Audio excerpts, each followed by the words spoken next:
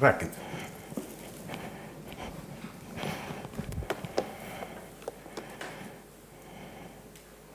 Nii, tere minu poolt. Kohe tuleb pilt üles ka. Nii, kes seal on? Mina olen, täpselt. Et see on minu igapäevane vorm. Seal, kus ma olen tööl, olen meedik ja hästi palju minu töö osast on siis tegeleda inimeste ärevusega. Mitte, et see oleks minu selline põhiala, aga see on kaasuv nähtus hästi paljudel inimestel ja aina rohkemaks läheb, ma ütleks peaaegu, et iga teine, kui ma küsitlen teda, siis tulevad tal ärevuse probleemid. Ja kuna ma olen meedik, siis tänane selline kõne ei ole tavaline väga vaimne kõne, mida siin kantslis loetakse, vaid see on rohkem ka meditsiiniline. Vahest on nii, et meil on väga palju teadmisi, õpime koolis, aga me ei oska elada. Me ei oska neid asju nagu kasutada. Ja kui ma töötan sellel alal inimesi nõustades, siis ma näen, et nad ei oska nagu elada ja seal on hästi palju sellised mitte ainult hingelised, vaid biokeemilised protsessid meie kehas, mis mõjutavad meie ärevust. Ja kui me saame rohkem teadlikuks, siis me oskame iseenda eest hoolt võtta, ehk siis oma ärevust kontrolli alla saada. Nii et ärevus, depressioon on täna üks pandeemia, tõsiselt. Mina olen ka ärev täna. Natukene rohkem tualetis käidud, suu kuivab natukene rohkem ja see kõik on normaalne. See peabki olema. Ja kui sa saad nagu teadlikuks, kui ma õppisin lavakunsti, siis mulle tohutult meeldis, kui õpetaja ütles, pane enda ärevus oma esinemisse. Siis ahaa, kas kõik on siis järelikult ärevad? Kõik, kes lavale tulevad, on ärevad. Ja see oli mulle tohutu rahustav, et ma mõtlesin, et vanad lavainimesed, kes kogu aeg pidevalt laval on, nemad on vanad rahud ise, nemad ei karda midagi, aga vaata, ma olen nii närvis, ma ei saa sinna lavale minna. Ja siis ma sain aru, et see asi päris nii ei ole, kõik on närvis, see sõltub meie närvisüsteemist. Nii et sul tuleb lihtsalt ületada oma närv ja väike kaval nipp, pane oma ärevus esinemisse. Ja see lohutas mind. Ja meditsiiniliselt ka, kui me teame, et ma tean, mis need põhjused minus on, siis ma oskan paremini iseendaga toime tulla ja teadlikult kasutada neid asju, et oma ärevust hoida paremini kontrolli all. Vaadake neid tähised siin. Igas ühes on oma väike mõte. Kes kus ennast tunneb ära? Nii seal keskel on näete, tõesti, kellel on läinud mingisugune asi sinna südamesse, ta on rebenenud, teda on kinni õmmeldud ja see mõjutab meid. Mõnel seal üleval vaadake on üks väike osa on puudu ja tal on vaja väikene, see tükikene panna sinna tagasi. Ja ongi korras. Ja vahest ongi see, et ülihea on rääkida oma Jumalaga, ülihea on rääkida, kui see asi on juba kontrolli alt väljas, et sa ei suuda hakkama saada, tulla rääkida pastoriga, tulla rääkida oma lähima sõbraga, et tema võib-olla oskab selle tükikese üles leida ja paneb selle tükikese tagasi, et sinu süda võiks terve olla. Ja kui sealt ei ole abi, siis on ju omad professionaalid, kes on õppinud. Tulla minna nema juurde, minna meditsiini juurde, sinna keskkonda ja tema aitab selle tüki siis tagasi panna, et see süda võiks täiesti terve olla. Nii.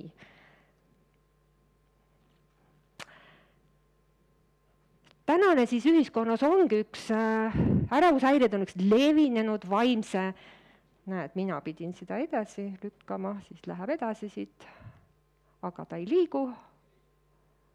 Kas mul on vale pidi? Läks. Okei, siis te saate minuga rohkem kaasas olla ja lugeda ka kaasa, mis siis on. Tänases ühiskonnas on see üks levinumaid terviseprobleeme ja see võib mõjutada meie emotsionaalset elu kui ka füüsilist tervist, tekitades sageli nõiaringi, kus sinu tegelikult need sümptomid lähevad aina tugevamaks ja su elu kvaliteet langeb. ja ma toon järgmistel laidedel välja, mida ta siis nii meie elukvaliteedis mõjutab. Mul tuli üks patsient vastuvõtule ja ta ütles väga hea lause ja ma ei saanud kohe isegi aru sellest. Ja ma hakkasin pärast mõtlema, et see oli ülihea lause, mida ta tundis, mida ta mõtles. Ja ta ütles nii, et ärevus tundub nagu olevat immuunne sisemiste enesemotivatsiooni pingutuste suhtes. Ja ma jäin mõtlema, et aga tõesti, see on nii, et see inimene nagu pingutas, ta tegi nagu kõik ja ta ei saanud sellega toime. Immuunne. Sa ei tule toime sellega. Aga loomulikult, kui seal on biokeemilised protsessid taga, siis sa ei tulegi enam sellega toime. See ei ole alati nii, et mina kontrollin, ma olen kõva inimene. Mul on hästi palju inimesi tulnud minu vastuvõttele, kus ta ütlevad, ma olen nii tugev inimene olnud ja ma ei saa aru, mis minuga lahti on. Kuidas see on võimalik? Aga kui meie biokeemia muutub, siis see tõepoolest me ei suuda seda kontrollida. Piisab natukene mingi hormonaalse poole tasakaalust välja minekuga, kui juba me ei saa aru, mis meiega lahti on. Ja tihti see võib olla nii ja siis me vajame juba rohkem abi, kui lihtsalt tavainimese lohutamist või käe peale sulle panemist. Ole nüüd rahulik, ära nüüd närvitse. See lihtsalt ei toimi sellisel juhul. Nii, lähme siit siis edasi. Nagu ma ütlesin, et ärevus on nagu keha loomulik reaktsioon stressile ja ohule. See peabki olema. Tegelikult Jumal on nii hästi loonud, et see on, tegelikult ta kaitseb meid. No ütleme nii, et kui see lõvi tuleb siit või hunt tuleb uksest sisse, kas te istuksite siin rahulikult, kui ta tuleb ja mõirgab? Mis te teete? Ma arvan, et siit uksest te paneksite kohe vupsti välja ja see on teie keha loomulik reaktsioon, sest kõik see kortisool ja adrenaliin tõuseb kohe üles, ta annab teile sellise tohutu jõu ja see tegelikult tohutult kaitseb teid. Ja te panete jooksu, aga kui see hormonaalne pool teile ei reageeri, siis te istute rahulikult ja mis juhtub? Lõvi sööb teid ära. Armustab ise lõvi. Ja tore oleks näha seda pilti küll.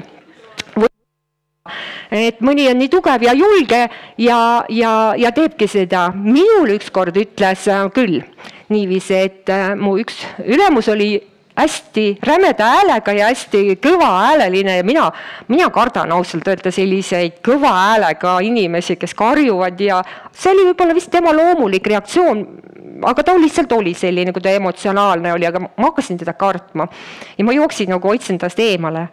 See on meie reaktsioon, aga teate, mis Jumal ütles mulle? Saa lõviga sõbraks. Vau, see oli tõesti, ammusta sina lõvi.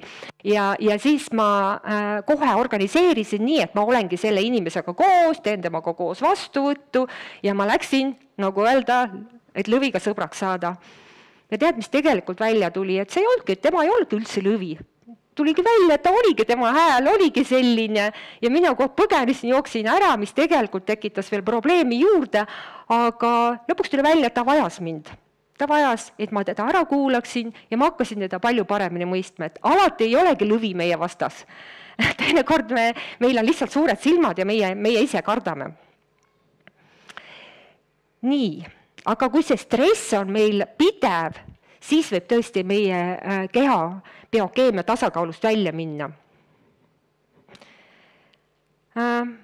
Nagu ma ütlesin, siis ärevus on keha ja vaimu ettevalmistus võimalikuks ohuks ja keha meil kohaneva stressiga, kuid kui ärevus kestab liiga kaua, muutub see meile krooniliseks.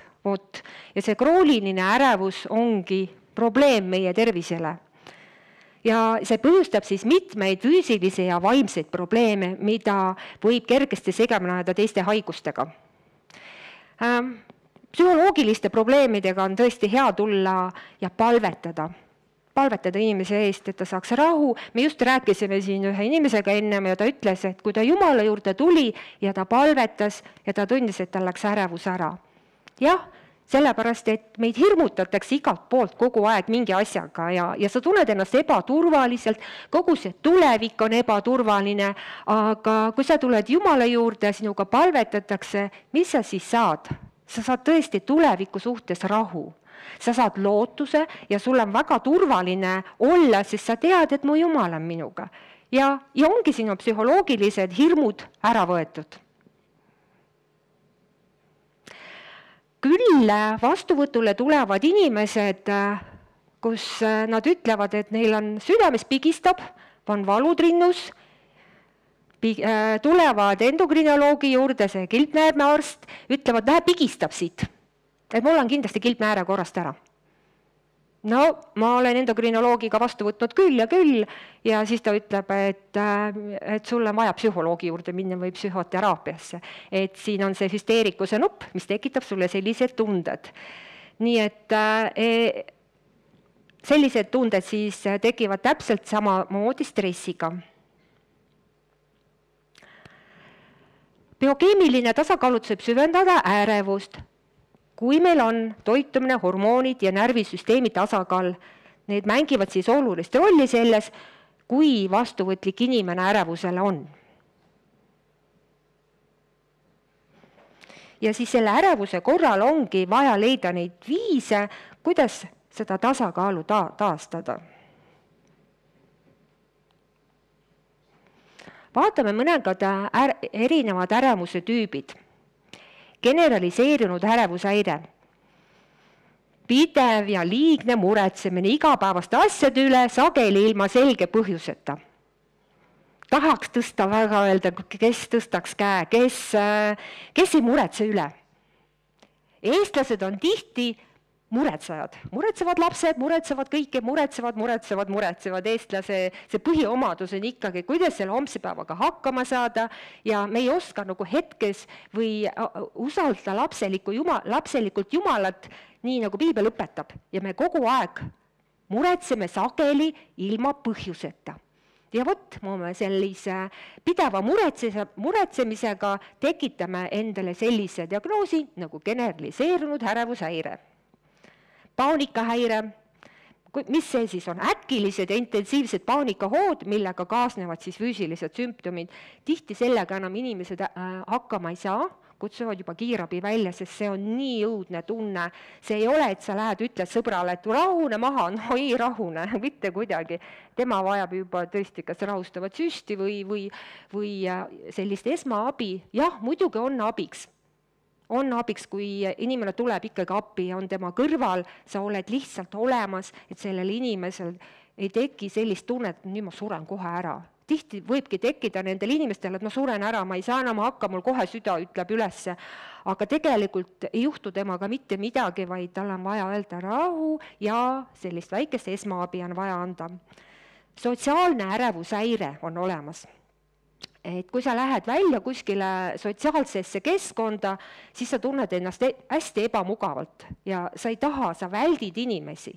Et see ei ole normaalne, kui inimesed ei taha sotsialiseeruda, ei taha teistega koos olla, nad väldivad, tahab seal üksinda kodus pidevalt olla, siis võiks arvata, et äkki on seal mingisugune juba ärevus tekkinud, sotsiaalne ärevus sellele inimesele. Ja seal on omad meetodid, kuidas inimesi tuua sellest välja, et see ei ole nii lihtne, et võtad käest kinni ja davai, nüüd lähme välja, eks. Et neid harjutatakse, mis see samm-sammult julgustatakse, et inimest kodust välja tuua. Peale nüüd eriti seda Covidit, kui inimesed olid kodus, siis noored olid toas kodus, noored on mõeldud suhtlema, inimestega koos olema ja siis nendel tekkis selline sotsiaalärevus, nad ei julgenud enam kodust välja minna.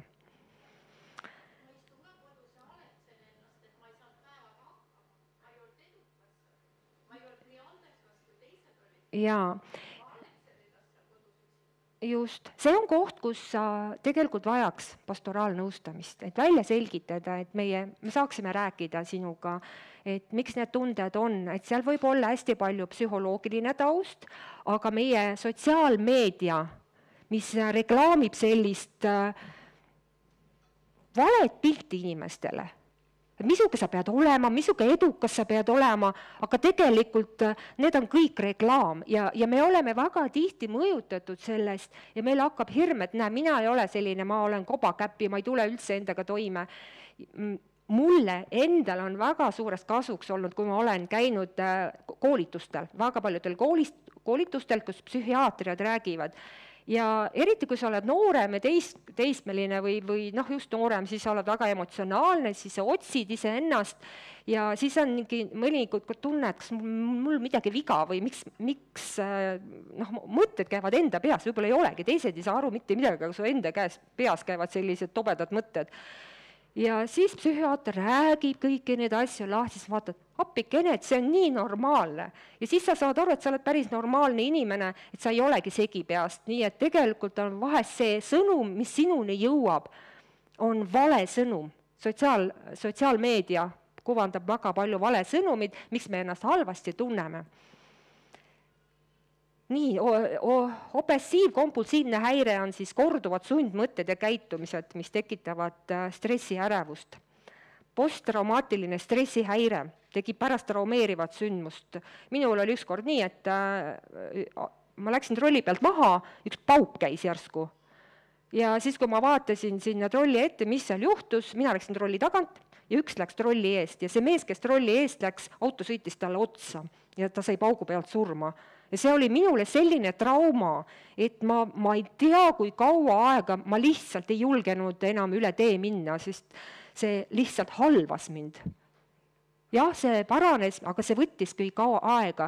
Nii et tihti on see, et ka sellised traumahetked, no nad lihtsalt juhtuvad meie elus, aga me peame iseendaga tööd tegema. Iga kord ma olin tee ääres, mõtlesin, rahu, auto on ju väga kaugel, ära nüüd karda, mine nüüd ilusti üle tee. Ja ühel hetkel see siis kadus ära. Et me peame iseendaga rääkima, iseendaga ka tööd tegema.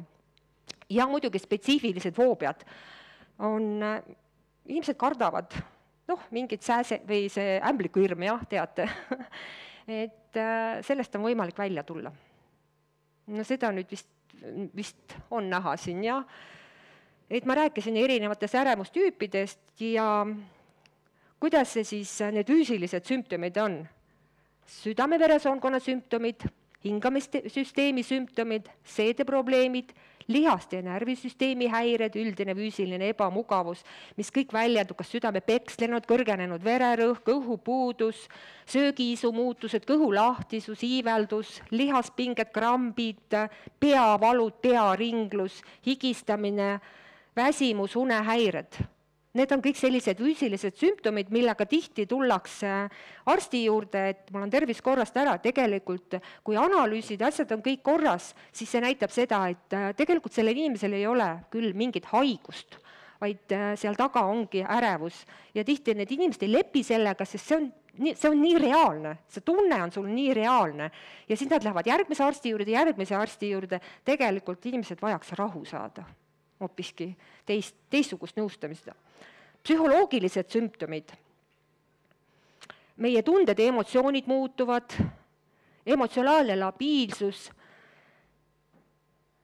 siis tekib selline ajuudu, keskendumisraskused, pidev muretsemine, hirm eelseisva katastroofi ees, tunne, et oled endast eraldunud, meeleolu muutused, viha, nutuhood.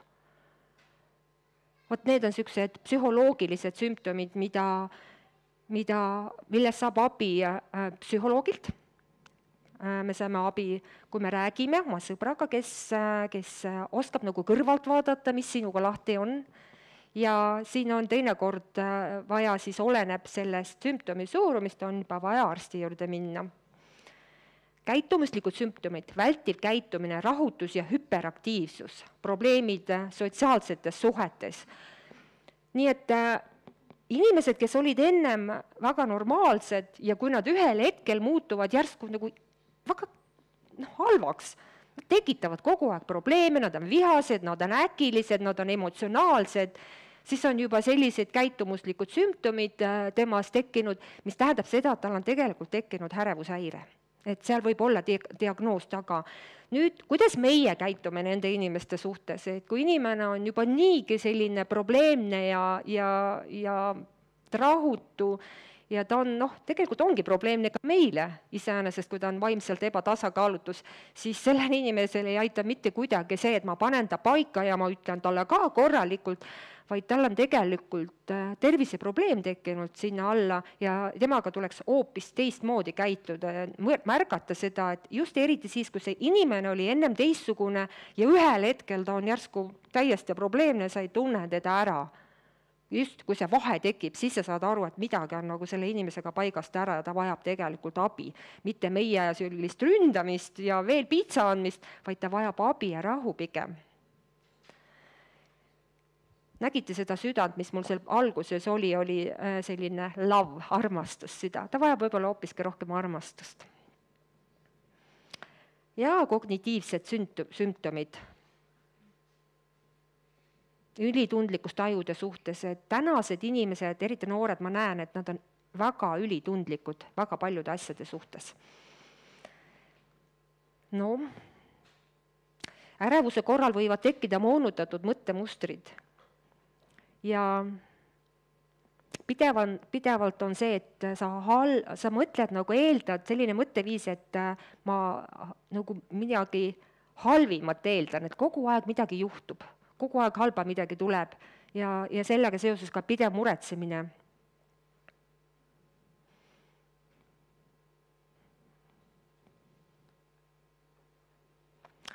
See on nüüd keeruline selline biokeemiline, väga palju neid enam ei tule, see on just üks keerulisemaid slaidi kohta, et mida mina siis tean, et kuidas siis see ärevus mõjub. HP-telg reguleerib stressi vastust ja hormonaalset tasakaalu. Mis asi see on see hüpotalamuse ja neerupealsete telg, vot siit siiani. See reguleerib kogu meie ärevustunnet ja see kogu hormonaalne pool käib siin. Nii, krooniline stress, eriti kui seda ei teadvustata, siis see käivitab selle telje, et ta on alateadlik, võib olla ka selline alateadlik stress.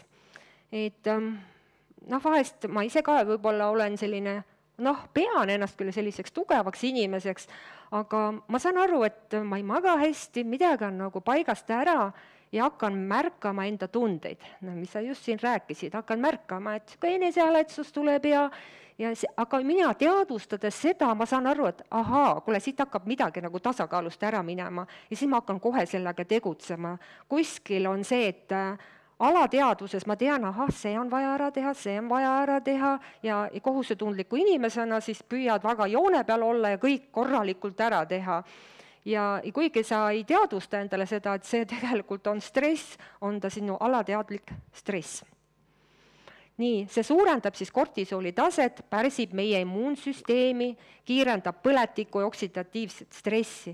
Kui sina hakkad ikkagi haigeks tihti jääma, siis võiks küsida, kas su stressitase on liiga kõrge. Sest kui sa selle kortisooliga niiviisi mängib seal, siis see tekitab põletiku meie organismis. Need on ka vananemise ja krooniliste haiguste, alates südame-veresoonkonna häiretest kuni vähini algpõhjused.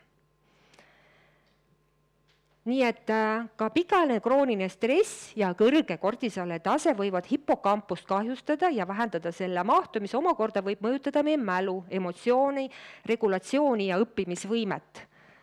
Oma mäluga ma olen siin küll tegelenud ja vaatan, see ei ole normaalne, et mu mälu on niiviisi sellises vanuses nagu kehvemaks läinud. Ja see on üks märk võib-olla sellest, et see stressitase on liiga kõrge olnud.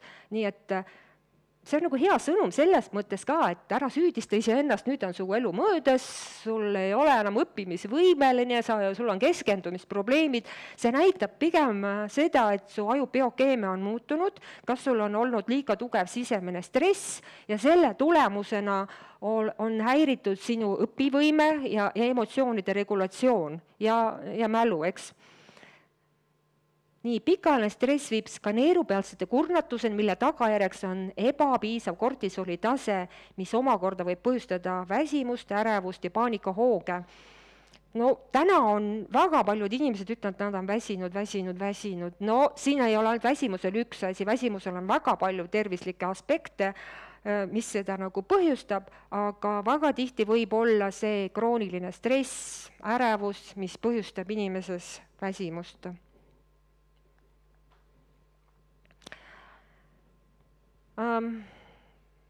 Ma olen vahest mõne inimesele öelnud, et kõik need asjad, kuidas need siis ajus toimuvad, et sul on krooniline põletik ajus, mul ei ole mingit põletikku seal ajus, no ja nii tõesti ei ole ja arstid ei pane ka sulle sellist diagnoosi, aga kuidas see asi seal toimub siis?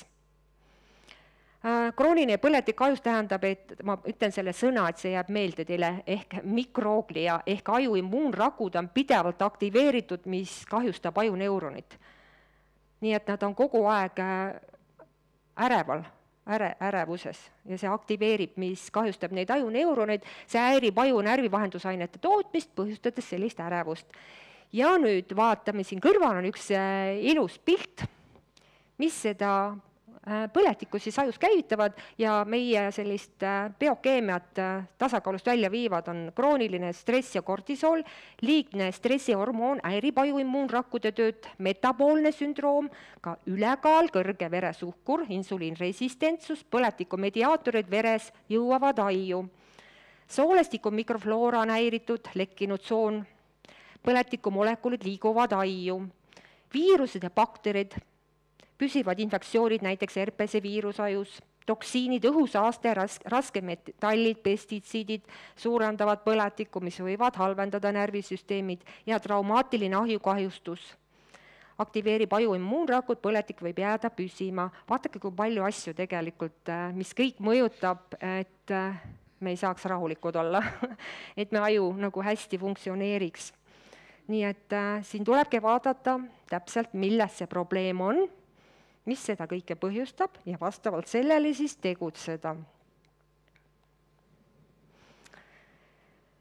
Nii, need samad siis, seesama sõna nüüd mikroogleega aju immuunrakud vabastavad põletikuse sütokiini, see suurendab oksidatiivset stressi. Mis see oksidatiivne stress on? Kui sa lõikad õuna pooleks, jätad ta õhu kätte seisma, mis temaga juhtub? Ta läheb pruuniks, just. See ongi oksidatiivne stress ja sama asi juhtub ka meie kehas. Ja neuronid kahjustuvad selle läbi. Vere ajubarjäär muutub lekkivaks ja rohkem toksiine läheb aiu. Aja jooksul siis mälu halveneb, depressioon ja selline närvide taantareg, neurodegeneratsioon on see siis, nimetakse seda. Nii. Ärevuse vallandajad on geneetiline eelsoodumus, et kui su vanematel on olnud juba see probleem, siis võib olla ka sinul see soodumus, et on ärevuse tekke, või siis mõnel inimesel geneetilise eelsoodumusega ongi juba madalam GABA, serotoniin või dopamiini tase. Siis keskkonnategurid, ma hakkan juba kiirendama natukene oma asja, nii pikalt lahti ei räägi, aeg jõuab, siis toitumine, mõjutavad meie geenide avaldumist ja soodustavad meie ärevust, stimulandid ja kesknärvisüsteemi mõjutavad ained, kohvein, seda stimuleerib adrenaliini ja võib ärevust süvendada. Mul on küll inimesi olnud, kes ei saa magada, siis nad panevad unerõhu omal peale ja kui ma kuulan, küsin ta, kas palju sa kohvi jood, terve liiter päevas, no tule taevas appi, kas sul oma mõistus ei tööta, loogiline, sa ei saa ju magada ja siis nad jätavad selle kohvi ära ja tulevad järgmine kord tagasi. Ja ma küsin, kas sa saad magada? Jah, ma saan magada. No siis vahest võiks meie pea ka töötada ja loogika ka mõelda natukene. Kõik need stimulandid tegelikult mõjutavad väga tugevalt meie tervist. Alkohol ja selle ärajätu sümptomid. Siis nikotiin ja muud stimulandid. Nad aktiveerivad sümpaatilist närvisüsteemi ja suurendavad ärevust. Sa vajad rohkem ja rohkem kogu aeg, rohkem nikotiimi, rohkem alkoholi ja kogu see protsess niiviisi käib, sest ühel hetkel sa ei saa enam seda tunnet ja sa pead doose järjest suurendama ja sellega seoses jälle see ärevus, sa pead jälle ärevust ja niiviisi sinna nõiaringi minnakse. Elustiil, unepuudus ja krooniline stress suurendavad oksidatiivset stressi, psühholoogilised tegurid, kus esinevad negatiivsed käitusmustrid või mõttemustrid, mis kahjustavad inimese vaimset ja füüsilist tervet. ja kui meil on kogu aeg stressifaktor kõrval, no siis on väga keeruline tegelikult öelda inimesele, et tule sealt välja, me võime ta küll korda saada, aga kui see stressav faktor on kogu aeg olemas, siis on väga raske see asja muuta. Nüüd võivad ka tervisemured olla, et ei ole muutnud nii. Kaaba on rahustav hormoon, serotoniin, dopamiin, nad on kõik hormoonid, mis reguleerivad meie emotsioone, meie motivatsiooni. Ja kui näha, siis on olemas ka kaaba preparaat olemas, et ta rahustab. Toidulisandina on ta täiesti müügil olemas, kaaba. Nii, et võivad ka olla meie tervised mured, mis on kilpnäärme ületalitus, mis kiirendab ainevahetust ja see tekitab ärevust. Siis ta arsti juurde minna, seda sa ise enam kontrolli alla mitte kuidagi ei saa. Ja alatalitus on see, kus sa oled nagu muutud passiivseks ja seal on see depressiooni oht olemas, et sa oled nagu passiivne, siis on alatalitlus. Ületalitlus on see, kui sa muutud rahutuks ja ärevus on see, süda pekstab. Nii, veresuhkru kõikumused ja stressihormoonide tõus, et see on huvitav see, et inimesed, keda ma näen, kellel on ärevused ja kes psühholoogilised probleemid, mida nad teevad? Nad söövad rämpsu. Just kõike magusad ja nad korralikult ei söö ja nad tegelikult tugevalt süvendavad oma ärevuse probleeme. See käib jälle selle adrenaliini ja kortisooli tulemusena. Kui adrenaliin vabastab glükoosi varudest, siis ta käivitab võitleja-põgene reaktsiooni, mis tekitab ärevust ja seletamatut hirmu. Mitmed uuringud on leidnud seoses kõrge suhkrusisaldusega toitumise ja kahjustatud ajufunktsiooni vahel ja isegi süvenevate meeleoluhäirete nagu depressiooni vahel. Nii et kiire suhkur, öeldaks küll ajutoit, aga tegelikult inimene ei vaja lihtsalt valget suhkrut. See on vananenud jutt juba. Me saame suhkrut igalt poolt. Nii, liigne kortisool, mida ta teeb siis? Ta mõjub meie ajule ja vaimsele tervisele. Ärevus, ärrituvus, halvenenud mälu, siis meeleoluhäirete tekkeunetus, mõju ainevahetusele, kehakaalule. Inimesed, kes on stressis, ühel hetkel näed, nad järsku paisuvad täiega. Nii et stress võib tegelikult selle tagaalu, mis mõjutab meie hormoone, suurendab söögiisu, soodustab rasva ladestumist ja eritisi ja kõhupiirkonda, aeglustab meie ainevahetust ja võib viia insuliinresistentsuse ehk teise tüübi diabeedi riskini. Siis ta mõjutab meie südame-veresoonkonda, mõju immuunsüsteemile, nii et me oleme vastuvõtlikud haigustele ja häirib suguhormoonide tasakaalu. Võib põhjustada siis liibido langust ja menstruatsioonisükli häired. Loomulikult ka meie nahaseisundid, akne, kehvem haavade paranemine. Et mul oli just vastuvõtul inimene, kes ta üldse ei hoolinud sellest, et ta oli tervisenäitajad ja kõik oli väga halb, aga mis teda mõjutas, et oli just see, et ei tekkinud erektsioonihäire. Tema põhimure oli see, mis siis, et sa oled juba invaliid, aga see oli see põhjus, miks ta siis hakkas abi otsima. Ta ütles, et mind teised asjad üldse ei huvita, mis siis, et suhkur oli kõrge ja ülekaal oli selline ja neerud enam ei tööta, aga kõik see teda ei huvitanud. Et vahest on tõesti mingi asi, mis paneb inimesed liikuma, kas naised mingis osas liikuma või mehed mingis osas liikuma, aga miks me peame nii kaugele laskma oma tervisega minna, et lõpuks nüüd on see viimane asi, millega siis hakata ennast mõjutama. Nii. Kortisooli saab vähendada eluviiside kaudu, mitte ühe kiire lahendusega. Kõige paremini toimib kombinatsioon teadlikust stressijuhtimisest, unest, liikumisest, toitumisest ja sotsiaalsest toetusest. Nii. Kui see on inimestel hästi hea, ma tahan seda asja tuua, sest ma tean, et nad paljud tegelevad oma ülekaaluga, et kuidas see asi siis toimub. Et kui kortisool algselt suurendab veresuhkrut, võib selle pikaajaline kõrge tase põhjustada siis insuliinresistentsust, see suurendab söögiisu, rasva ladestumist ja lihaskoe tõttu aeglasemat ainevahetust. Kõik need tegurid siis soodustavad kaalutõusu. Nii et rakud muutuvad insuliinile tundetuks ja nad ei saa enam suhkrut omastada.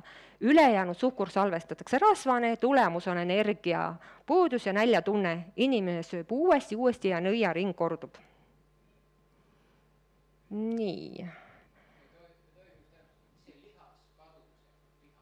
Anobolism toimub seal, et kui on kõrge stressitase, siis ta hakkab hävitama seda lihaskude. Et see on natuke pikem jutt. Mul on päris palju slaide, muidu ma ei jõua siit edasi. Suhkur ja magneesium ka, et muuseas liigne suhkur viib magneesiumi välja kehast. Ja isegi ma võtsin selle ühe magneesiumi raamatust, mida ma ise ka päris ei teadnud, et fruktoosi metabolism on keerukam ja nõuab rohkem ensüüme, mis sõltuvad magneesiumist, et me tegelikult liigse suhkuruga viime ka magneesiumi välja ja magneesium on tegelikult see, mis meid rahustab. Nii et inimesed teevad kõik selleks, et ennast rohkem ärevusse viia ja noored eriti, kui nad söövad magusad, sest see annab ju kiire energia. Me oleme väsinud, meil on kiiret energia, suhkur annab siis kiire energia. Nii, soolestiku mikrobioom, ülioluline. Ma täna vaatan inimeste keelt ja ütlen, 80% on kõigil keeled valged, kollased, kattulised, mis tähendab seda, et soolestiku mikrofloora on korrast ära. Mina isiklikult ravin inimest läbi soolestiku. Vaata, näita mulle keelti, mul on selge, mis toitumisel sa oled ja mis suga siis nagu toimub. Nii et näed, siin tuleb ka, need on soolebakterid toodavad närvivahendusained, sealhulgas kaabat, serotoniini ja dopamiini, mis kõik on olulised rahuliku ja tasakaalustatud meeleolu säilitamiseks. Öeldakse tegelikult, et meie mikrobioom on meie teine aju. Ja 95% serotoniinist toodetakse soolestikus. Nii et meie soolestik peab korras olema. Mis toodab meie halbu bakterid? Igasugune magus. Tema ka elab. Pärmseen elab. Ja ta tahab süüa saada. Ja mida ta siis söögiks tahab? Ongi suhkur, kõik magusad joogid, mida me täna joome üli palju ja õllejoojad. Suhkur ja pärm.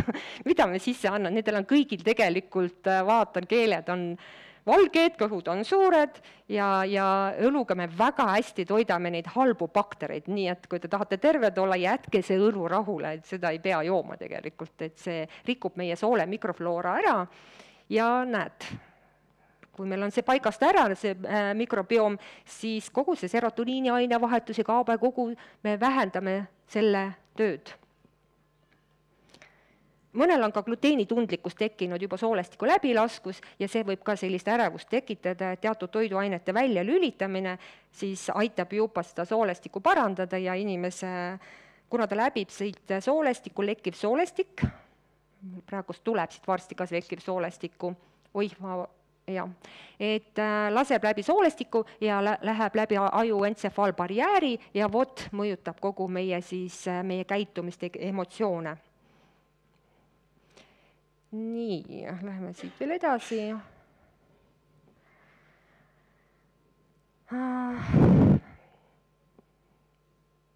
Tegelikult ma rääkisin ära juba selle, lähme siit edasi, muidu me ei jõua. Nii, vaadake, siin on see lekkiv soolestik, soolesündroom. Et andsin AI-le käsu sisse, tee mulle pilt valmis ja tegi mulle sellise ilusa pildi valmis siis. Et kuidas see lekkiv soolesündroom siis on, näete, siin on sooleliidesed ja kui need mikrofloora on korrast ära, siis need sooleliidesed näete seal vahelt ja kõik need toksiinid ja halvad bakterid lähevad läbi sinu verre, seedimatu toit ja siin all on siis, mida ta mõjutab meie immuunsüsteemi, sellega siis süsteemne põletik, ärritunud soolesündroom, nahaprobleemid, toiduallergiad ja toitainete imendumise häire, mida immuunsus siis seal mõjutab, et kogu see protsess hakkab sealt minema. Nii et tuleb ravida ikkagi soolestikku. Nii.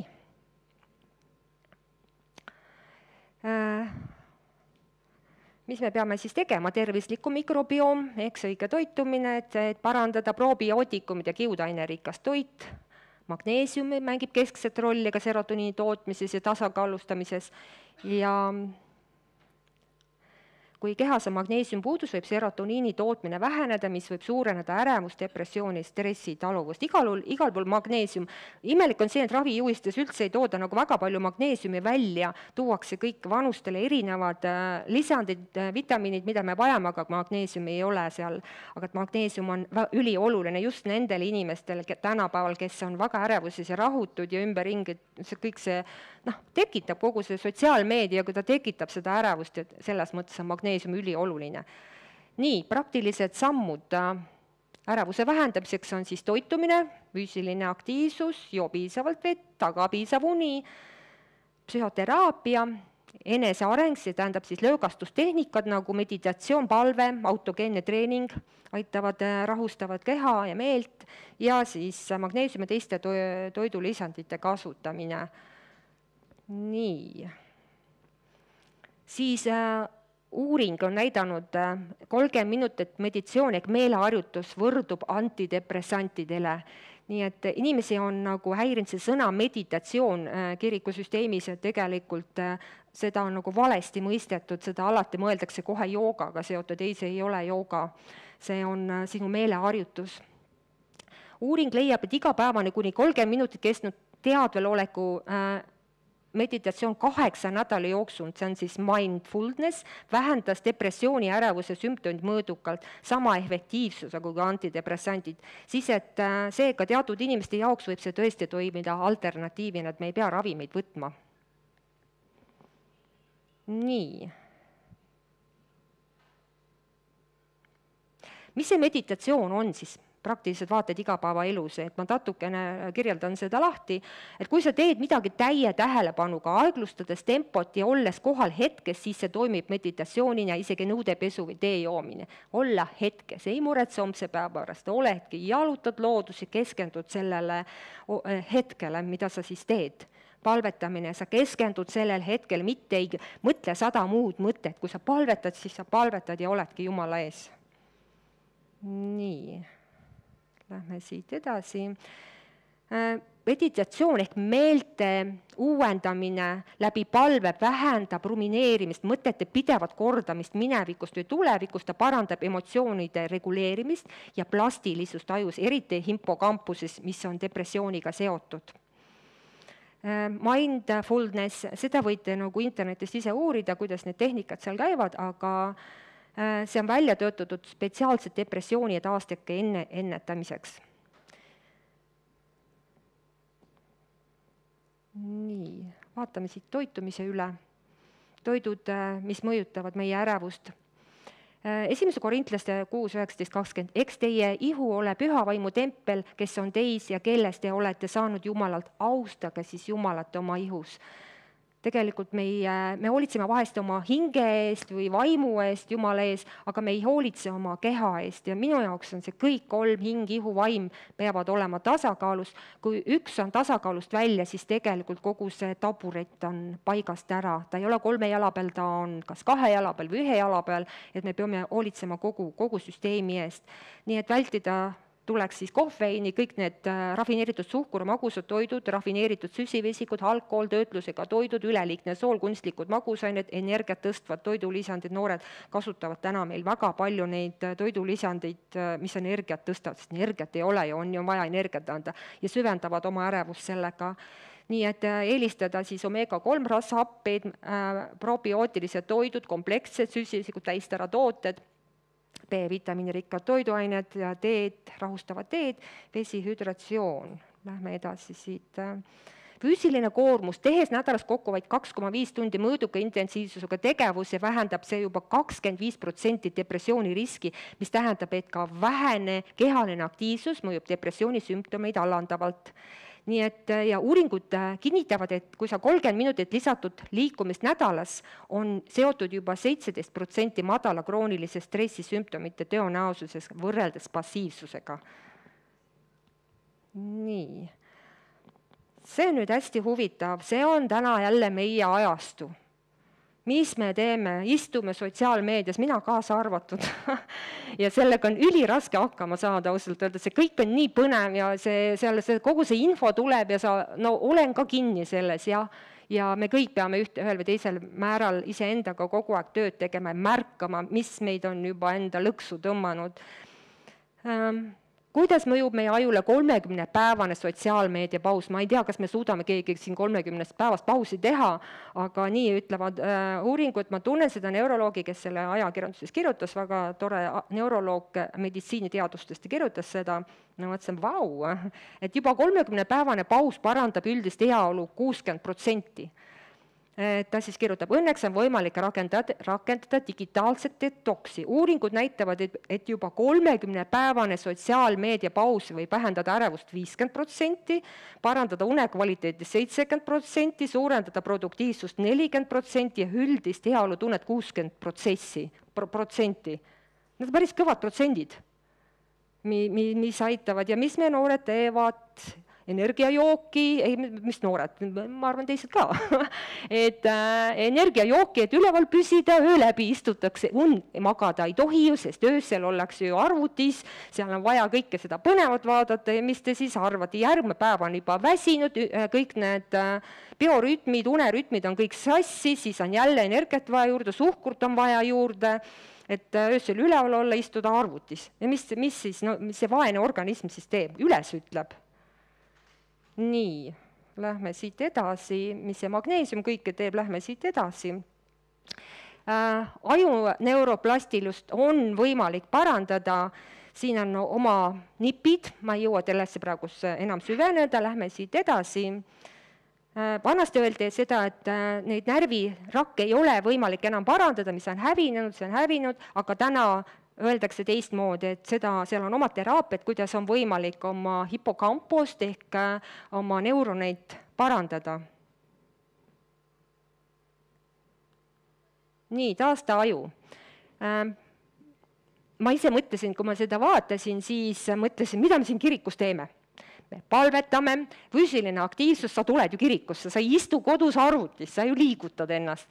Nii, ühtpidi on meil ka siin selline õppimise protseduur, me õpime siin tervislik toitumine, meil on supp siin, tegelikult on ju ülihea, alati ei ole suppa, aga me sööme siin suppi, me sööme tervislikku toitu, muusika on meil ka olemas, me omame siin sotsiaalseid suhteid, magada te siin ei tohi, te peate ennem välja magama kodus ilusasti, kui te siia tulete ja tegelikult on ka see, et need on uued väljakutsed, kui me tuleme kirikusse, et ega siis kirikusse nüüd nii lihtne tulla ka ei ole, eks, paljudel inimestel, et see on nagu uus väljakutse, aga tegelikult see kõik laiendab meie neuroplastilisust ja meie ärevushäired vähendab, et kirik on selles mõttes ülihea silke koht, kus siis taastada oma aju. Amen. Magamistoolid. Meil seal üleval kaminasaalis on need toolid vist olemas või lastetoas, nii et täiesti rõõgastuda. Nii et ärevuse põhjused on sageli biokeemilised, mitte ainult psühholoogilised. Veresuhkru kõikumine, neerupealiste kurnatus, soolestiku mikrobiomi häired, toitainete puudus on kõik olulised tegurid, mis mõjutavad ärevuse teket ja selle süvenemist. Nii et on vaja tervislik toitumine, hea uni, regulaarne liikumine ja holistilised lähenemised, mis kõik parandavad neid protsesse. Kui sa koged sageli hirmu, muret või kurbustunnet igapäevastes olukordades, on soovitav pöörduda juba siis professionaali poole. Et kui ärevushäired avalduvad esmalt unehäirete, väsimuse, liibido, seedimis- ja söömisprobleemide näol, siis sellised kombineeritud professionaalne ravi, eneseabitehnikad saavutavad märkimisväärset leevendust. Nii, lähme edasi, ma hakkan jõudma lõpupoole, ma olen natuke üle aja läinud, aga nüüd see hästi oluline osa, mida me kirikus ootame. Nii et ärevusest vabaks. Nii nagu inimene peaks hoolitsema oma füüsilise tervise eest, peaks ta hoolitsema ka oma vaimse tervise eest, kuna ühel hetkel muutuvad ka need füüsilisteks haigusteks. Piiblisalmid pakuvad toetust ja perspektiivi, mis aitavad toime tulla ärevuse ja vaimse koormusega, suunates pilku Jumalale ja tema lubadustele. Nii, tegelikult on kõik need ilusad kirjakohad olemas, mida siis kasutada piiblisalmidena, kui sul on see ärevus. Matteuse 6.30, ärge siis muretsege homse pärast, küll homne päev muretseb iseenese pärast.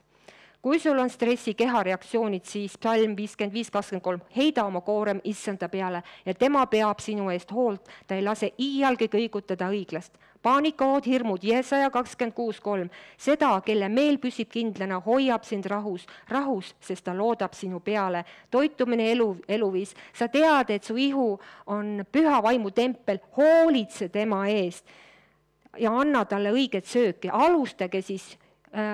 Austage siis Jumalat oma ihus.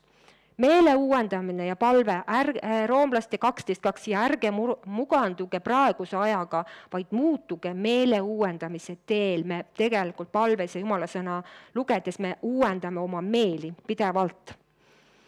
Aju taastumine ja lootus paranemisele, sest ma toon sulle tervise ja parandan su haavad, ütleb issand. Nii Filipplaste, ärge muretsege ühtegi, vaid kõigest tehke oma palved ja anumised teatavaks Jumalale tänupalves ja Jumala rahu, mis on ülem igast mõistusest, hoiab teie südamed ja mõtted Kristuses Jeesuses. Johannese 14:27, rahu ma jätan teile, oma rahu ma annan teile, mina ei anna teile nõnda, nagu maailm annab, teie süda ärgu ehmugu ega kartku. 2 Timoteuse 1:7, sest Jumal ei ole andnud meile arguse vaimu, vaid väe ja armastuse ja mõistlikkuse vaimu. Nii et ärevusest vabaks alusta oma päeva sõna lugemise ja palvega. See sõna räägib meie vastu, kui sul vastavalt sümptomitele loe vastavaid kirjakohti endale ja kui sa oled palves ja sa saad Jumalaga kontakti, see tekitab sinus usu, sa saad rahu oma päeva sisse ja usu mind, sa lähed palju kindlamana välja, sul on selline turvatunne, sest sa koged, et Jumal kaitseb, hoiab sind, Jumal juhib sinu päeva ja laseb su asjadel korda minna. Jesaja 41:10, ära karda, sest mina olen sinuga, ära vaata ümber, sest mina olen su Jumal.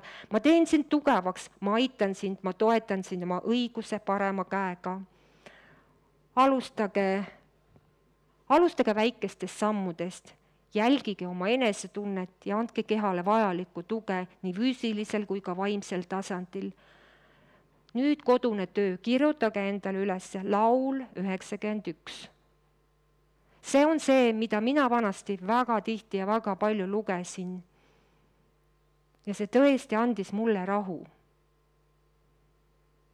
Ma elasin majas, kus olid kummitused, hullud kummitused olid, keegi ei usuks seda, aga see maja oli täitsa olemas ja see oli hirmu äratav, kui nad hakkasid seal toimetama. Ja siis ma võtsin laul 91 ja lugesin. Kes kõige kõrgema kaitse all elab?